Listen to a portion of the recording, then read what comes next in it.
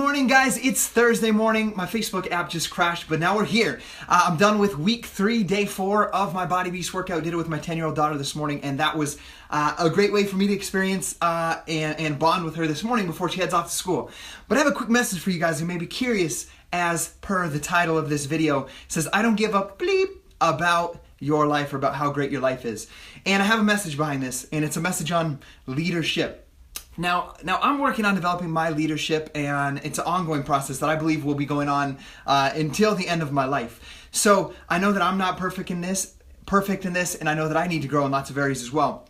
But I have an example. I'm going to try to use an example from my life, and then an example inside this Beachbody realm world, and then you can relate it to your life, whether it's leadership inside of your family, leadership inside of your company that you work for.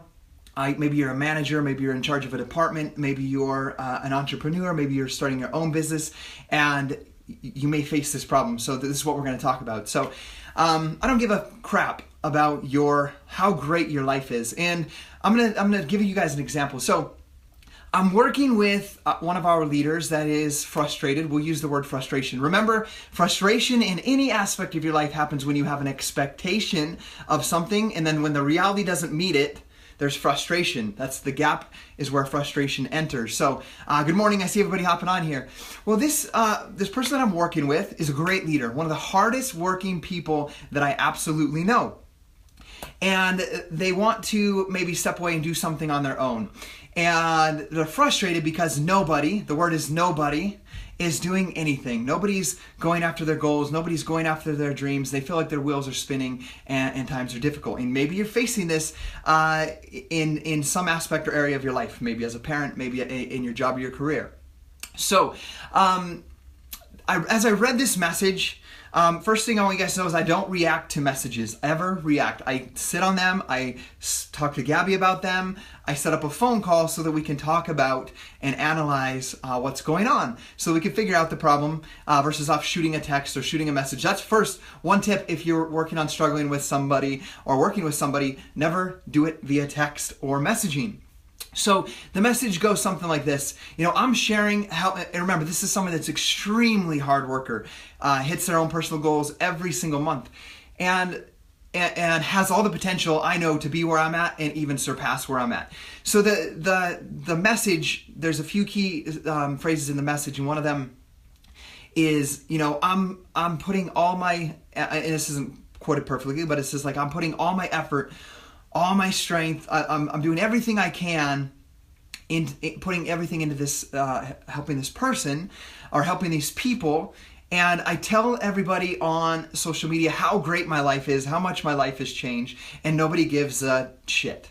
Okay, that's basically what it says. And it's just too much. I can't do this. So here's the lesson. That's the basic gist of the message. I'm doing everything I can. I'm sharing how great my life is, how much my life has changed, and nobody gives a crap. Okay, so here's the point that might be missing. And here's a story from my past, and I won't give names, but let's say I worked at a dental lab. I made Crown and Bridge. That was my job previous to my job in the factory. And I worked with just the owner. It was the owner and me.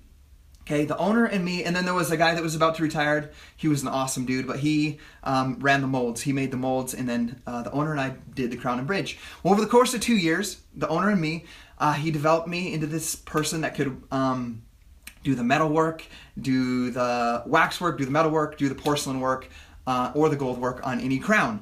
And I got good where I could do every single project that came in. So what happened is his life became very good. This is analyzing back to this coach that I'm working with, this leader that I'm working with. His life was great. He got a new car. He got a brand new car. He started going golfing every Friday. He started on Wednesdays, he would get a massage every Wednesday, and he'd let me know, hey, I'm taking off. You're in charge. I'm going to get my massage. He'd be gone for 3 hours. Hey, I'm taking off. I'm going golfing today. You're in charge. He would always tell me how great his life was, how great things were going. And guys, to be honest, I didn't give a crap about how great his life was. Why? Because I wasn't very well taken care of. I'll use the word stewardship we're talking about leadership. So his stewardship was not very great towards me. For example, during this time that this brand new car, golfing every Friday, going Wednesdays, I asked for a raise because I worked for 2 years by myself with him for $11 an hour. And during these 2 years, I had my first baby, which is Kina. She's 10 years old now. And we had her with the help of Medicare and WIC, government assistance, because we couldn't afford it. So during this time, I said, hey, I'm doing pretty good. I'm working hard. And that was obvious for 2 years. I need a raise. And he told me that I wasn't worth it yet. Okay? So here's the thing, guys. He was telling me how great the company was doing, how many units a day we were doing, how much work was getting done, how much the business was growing. And he was showing me by taking every Friday off, going to get massages or going golfing on Fridays, getting massages on Wednesdays, getting his new car, and tell me how great his life was, how his business was growing, but I wasn't taken care of. So if you're struggling in an area like this, I want you to think about this concept. Leadership is stewardship. And luckily that's something that I learned throughout my journey with our church. That's one of the top topics that we're taught with men is stewardship. So stewardship in a business, and I'll just give us some 3 quick points, is first, you got to have stewardship over your employees. If you own a business, you need to have stewardship over your employees. Make sure that your employees feel safe, that they feel taken care of, protected, that they're part of something, and they're not second to you or to other people. Next, make sure that your customers are taken care of, because if your employees or your coaches are taken care of, the customers inside of your organization are going to be taken care of and treated right and in the right manner because the employee is taken care of.